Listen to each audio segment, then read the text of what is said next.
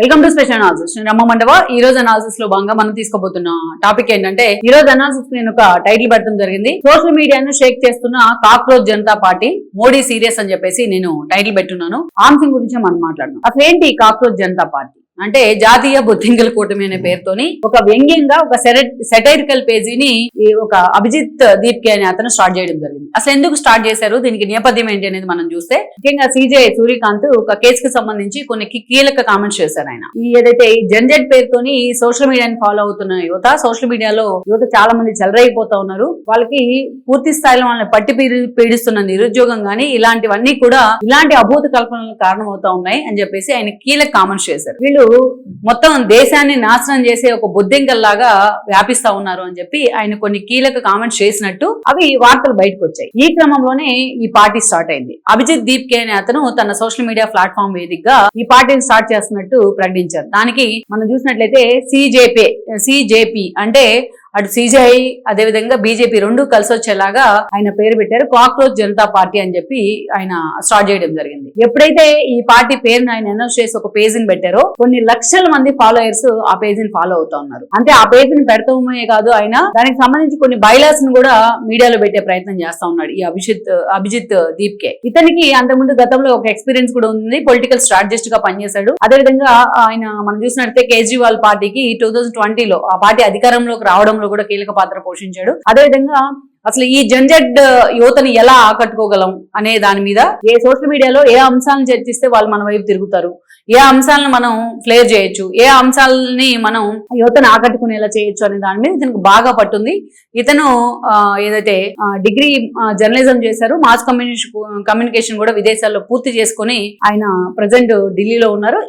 ఈ పేజ్ ని ఆయన స్టార్ట్ చేశారు. ఈ కామెంట్స్ తర్వాత ఈ కామెంట్స్ మీద సోషల్ మీడియాలో చర్చ జరుగుతున్న సమయంలో ఈ కామెంట్స్ ని స్టార్ట్ చేశారు. ముఖ్యంగా జంజీ ని కార్నర్ చేస్తూ, ఈ జనరేషన్ యువతని కార్నర్ చేస్తూ అది ఆయన ఈ పార్టీని లాంచ్ చేయడం జరిగింది. అది ఫుల్లీ డిజిటల్ ప్లాట్ఫామ్ పార్టీని, అది ఎలక్షన్ కమిషన్ దగ్గర రిజిస్టర్ అయిన పార్టీ కాదు. అయితే ఇక్కడ ఒకటి ఏంటంటే, ఈ పార్టీకి సంబంధించి కొన్ని బైలాస్ కూడా పెట్టారు. ఆయన ఏం పెట్టారు అంటే, ముఖ్యంగా చూస్తే మహిళా సాధికారత 50% రిజర్వేషన్ గానీ, అదే విధంగా చూసినట్లయితే ఏదైతే జడ్జీలకు సంబంధించి కానీ న్యాయ వ్యవస్థకు సంబంధించి క్విట్ ప్రోకోలు ఉండకూడదు అనే అంశాలు కానీ, అదేవిధంగా ఓట్ హక్కు, ఓట్ రైట్ విషయంలో ఎలా సిస్టమ్ ఎలా పనిచేయాలి అనేది కానీ, ఇలాగ చాలా కీలక అంశాల మీద యువత చాలా సీరియస్ గా దీన్ని ఫాలో అవుతున్నారు. ఇది ఒక నిజంగా చూస్తే మామూలుగా రాజకీయాలు అంటే ఈ జనరేషన్ కి, ఈ జనరేషన్ కి పెద్దగా ఫోకస్ పెట్టరు, పెద్దగా ఇంట్రెస్ట్ చూపించరు. అదే ఒక మీమ్స్ రూపంలోనో, ఒక వ్యంగ్యంగా ఒక కార్టూన్స్ రూపంలోనో, ఏదో ఒక సెటైల్స్ రూపంలోనో ఏదైనా ఒక వాళ్ళని ఆకట్టుకునే పేజ్లు ఉంటే అదే స్థాయిలో వాళ్ళు కనెక్ట్ అవుతారు. అదే రాజకీయాల్లో జరుగుతున్న ఏదైతే ఇప్పుడు ప్రజెంట్ ఈ ట్రెండ్ నడుస్తున్న ఈ రాజకీయాల మీద అదే సెటైర్స్ తో, ఆ సోషల్ మీడియా మీమ్స్ తోని ఆ పేజీలు నింపుతా ఉన్నప్పుడు ఆ సోషల్ మీడియాలో యువత అదే స్థాయిలో కనెక్ట్ అవుతా ఉన్నారు ఈ పార్టీకి. ఒక వ్యంగ్యంగా ఒక సెటైరికల్ పేజీని స్టార్ట్ చేస్తే, ఒక పార్టీని డిజిటల్ గా ప్లాట్ఫామ్ లో లాంచ్ చేస్తే ఆ స్థాయిలో ఫాలోయర్స్ చూడండి మీరు.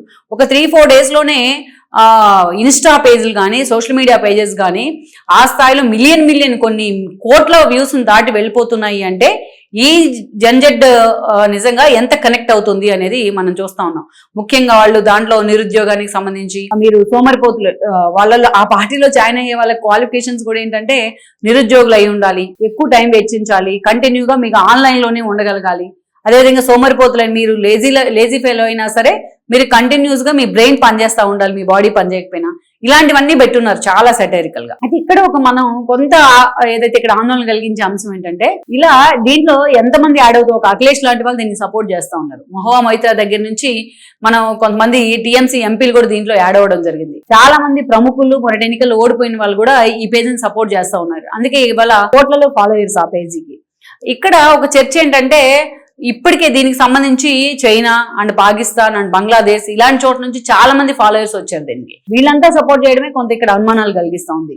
ఈ పార్టీ ఏదో రేపు ఎన్నికల్లో పోటీ చేస్తుందనో, రాజకీయంగా ఎవరిని ఎదుర్కొంటుందనో అలా కాదు, కానీ ఈ జంజీకి సంబంధించి ఒక బలమైన వాయిస్ ను, ఒక సిస్టమ్ ఎలా ఉండాలి, పొలిటికల్ సిస్టమ్ అనే దాన్ని బలంగా జనంలోకి తీసుకెళ్తా ఉంది ఈ పొలిటికల్ పేజీ. అభిజిత్ అంత ఇన్ఫ్లుయెన్స్ చేయగలిగారు తన మాటలతోని, తన ఎక్స్పీరియన్స్ తోని, అదేవిధంగా తాను పనిచేసిన విధానాలతోని. అయితే ఇక్కడ ఒకటి ఏంటంటే, గతంలో కూడా ఇలాంటివి ఎప్పుడన్నా రాజకీయ పార్టీలుగా ఎస్టాబ్లిష్ అయ్యి ఇలా అధికారంలోకి వచ్చిన సందర్భం ఉందా అంటే, ఒకటి మనం చూసాం మొన్న నేపాల్లో బాలేన్ షా ఎలా వచ్చారు అనేసి. అదేవిధంగా శ్రీలంకలో చూసాం ఎస్పెషల్లీ జంజీ రెవల్యూషన్ సోషల్ మీడియాని తొక్కే ప్రయత్నం చేస్తే అక్కడ ప్రభుత్వం దాని మీద యువత మొత్తం తిరగబడి ఉన్న అధ్యక్షుడిని ప్రధాని ఇంటికి పంపించిన పరిస్థితి. ఈ రోజు అక్కడ బాలేన్ షా ప్రధానిగా ఉన్నారు. అంటే అదొక ఎగ్జాంపుల్. కానీ ఆ స్థాయిలో ఇక్కడ మనకి రెవల్యూషన్ వస్తుందా, అంత స్కోప్ ఉందా అంటే ఉంటుందని కూడా మనం చెప్పలేం. అయితే ఇక్కడ కొన్ని విదేశీ శక్తులు ఏదైతే మనం చెప్పుకున్న పాకిస్తాన్ గానీ, బంగ్లాదేశ్ గానీ, చైనా నుంచి కొంతమంది దీన్ని ఫాలో అవడం మాత్రం కొంత ఆందోళన కలిగిస్తున్న అంశమే. అందుకే కేంద్ర నిఘా వర్గాలు కూడా దీనికి ఎంత ఫాలోయింగ్ ఎలా వస్తుంది అనేసి ఫోకస్ కూడా పెట్టి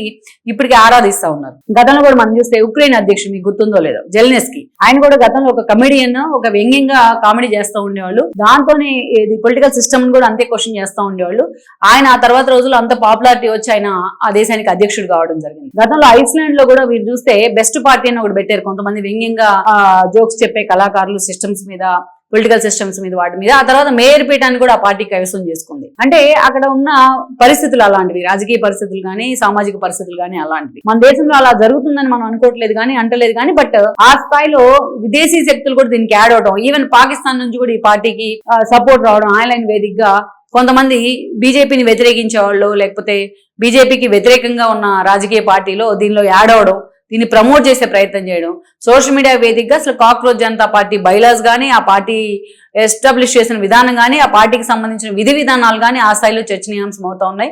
సో మొత్తానికైతే మాత్రం ఒక డిజిటల్ జాతీయ బొద్దింకల కూటమి అనే పేరుతోని స్టార్ట్ అయిన ఈ పార్టీ ఈ రోజు డిజిటల్ ప్లాట్ఫామ్ వేదికగా, సోషల్ మీడియా వేదికగా మోగిపోతుందని చెప్పుకోవచ్చు. ఒక మాటలో చెప్పాలంటే సోషల్ మీడియాని షేక్ చేస్తాం. అసలు ఇదేంటి అని కేంద్ర ప్రభుత్వ నిఘా వర్గాలు కూడా ఆరాధిస్తున్న పరిస్థితి అయితే ఉంది. మొత్తానికైతే ఒకే ఒక్క పేజ్ తో ఇంతమందిని తన వైపు తను తీసుకెళ్లగలిగాడు అంటే నిజంగా అభిజిత్ దీప్ కే బ్రెయిన్ కి అయితే హ్యాట్స్ ఆఫ్ చెప్పాల్సిందే. సో మొత్తానికి తమ ఈ పొలిటికల్ సిస్టమ్ మీద ఉన్న, సామాజిక పరిస్థితుల మీద ఉన్న, దేశంలో ఉన్న పరిస్థితుల మీద అయినా సరే యువత ఎంత ఈజీగా షార్ట్ స్పాన్ లో కనెక్ట్ అవుతారు, మీమ్స్ కానీ, వ్యంగ్య పేజీకి కానీ, ఒక సెటరికల్ పేజీకి కానీ అనే దానికి ఇది ఒక బెస్ట్ నిదర్శనంగా మనం చెప్పాలి.